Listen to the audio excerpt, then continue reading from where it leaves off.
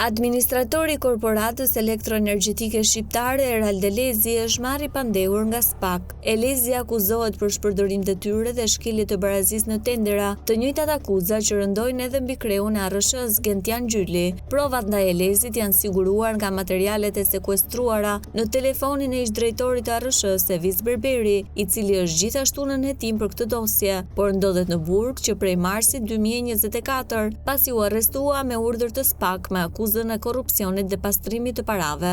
Në kohën e kryerjes së veprës penale, si Gjyli edhe Elezi ishin pjesë e Komisionit të Vlerësimit të Ofertave në varësi të Evis Berberit. SPAK ka nisur një hetim pasuror ndaj 25 personave, mes të cilëve 22 individ dhe 3 kompani, dhe u ka komunikuar akuza disa biznesmenëve, antarëve të Komisionit të Vlerësimit të Ofertave dhe disa zyrtarëve. Mes fondeve dhe tendrave të abuzuar janë edhe ato të eficiencës së energjisë elektrike të subvencionuara nga Bashkimi Evropian. Hetimet janë në zhvillim dhe përfshin një tjetër fraksion që lidhet me zyrtar të lartë.